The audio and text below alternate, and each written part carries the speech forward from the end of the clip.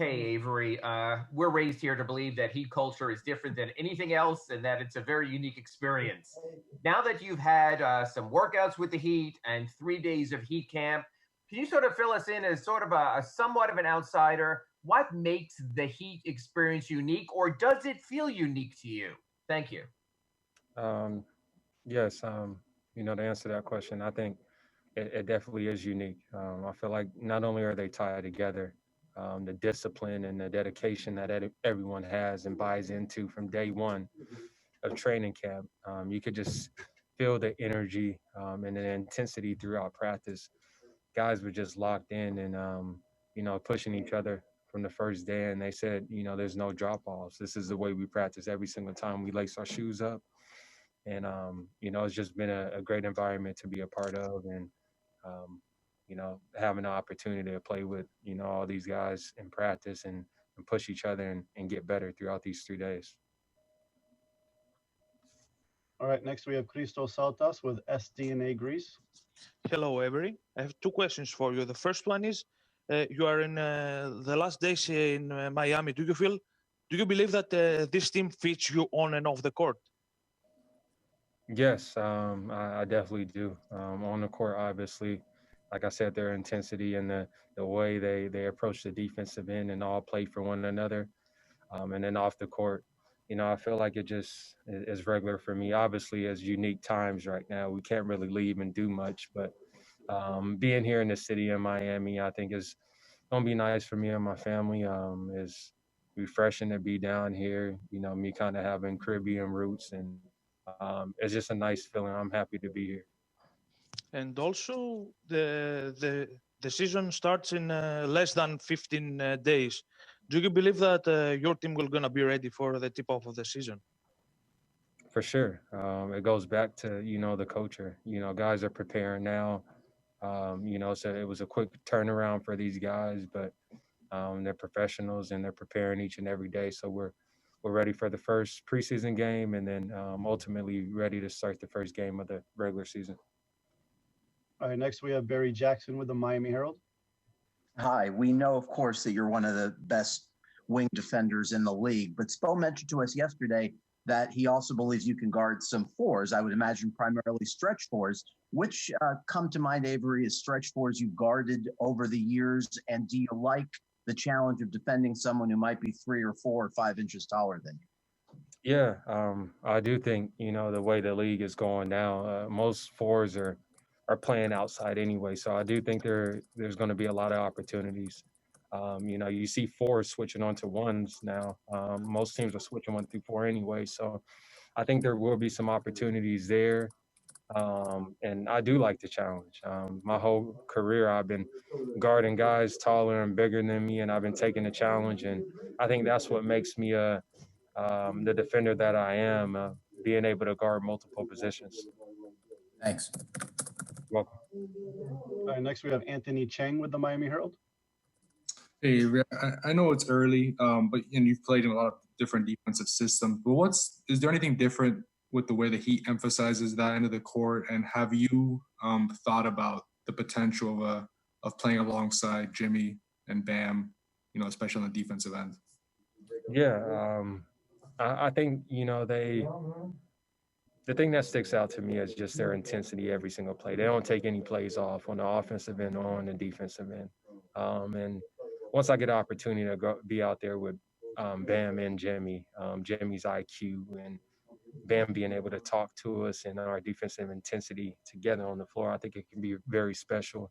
We have a goal to be one of the top defenses in the league this year, and I think we definitely are capable of doing that because we definitely have the personnel. All right, next we have Manny Navarro with the Athletic. Hey, Avery, welcome to Miami.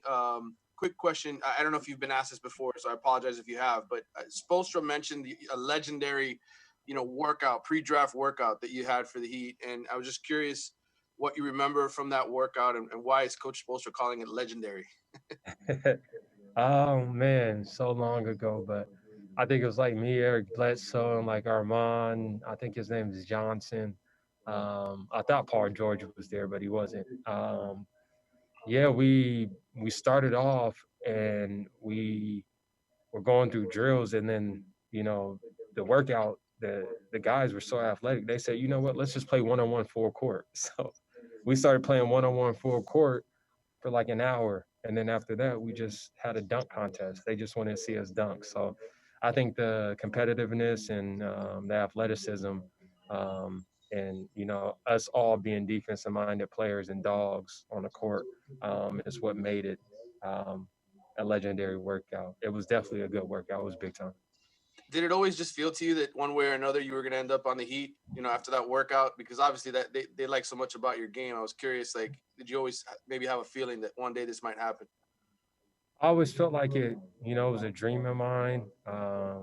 You know, I was familiar with, you know, the Heat and their culture because I played with Dexter Pittman and he was here early in his career. And, you know, everyone around me, my family and my friends always said, you have to play for Miami Heat.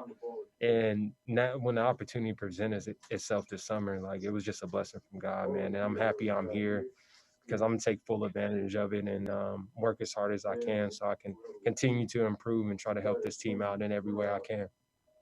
Thank you. You're welcome. Thank you. All right, next we have Heat TV announcer Eric Reed. Thank you, Nick. Avery, welcome to Miami. Going to be a great fit for you. We're so happy to have you. A mentor of mine in the broadcast business, I know, had great respect for you, and that's Mike Gorman.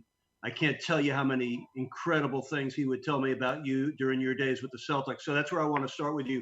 What do you remember, Mo? You played on some great Boston teams. You did miss 2 different playoff series against Miami with injuries, but what are your best memories from your time on some very good Boston teams? Well, first, Tommy, you know, rest in peace to Tommy. I love him. I'm going to miss him so much. He means everything to me, as well as Mike. So any friend of Mike, Mike's is a friend of mine. So I want to start off by saying that. But yeah, it was special, man. You know, I was able to play for a lot of really good teams in my time with the Celtics. You know, my first year playing with Shaq and Jermaine, Ray, you know, just to name some of the guys that also played here. And then the next year, being able to battle against you guys and have opportunity to go to the championship. We ended up falling to you guys in the Eastern Conference Finals, but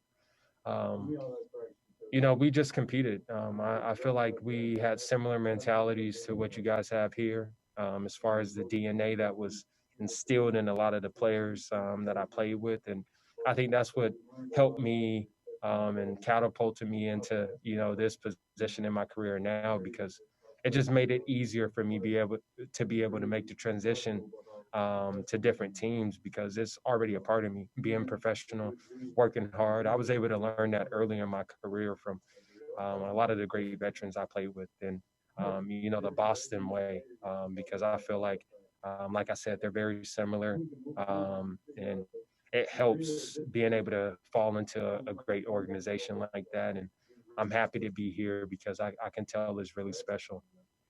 Avery, what was it like for you opting not to be in the bubble and then watching your team win the championship?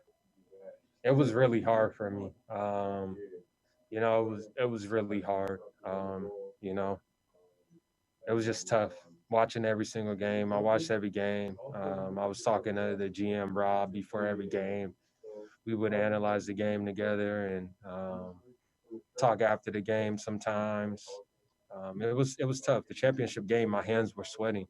Um, I wanted to be out there because that's what, you know, you dream of and you play this game for, to be able to compete for a championship. But you know, I wasn't able to be there. My team won, and I was happy for them. And I feel like, you know, we put in a lot of work all year to get there and put ourselves in position to win. And it was just amazing to see us be able to get the job done, because we had a great group of guys and a special group. And I knew we were going to have a chance from day one.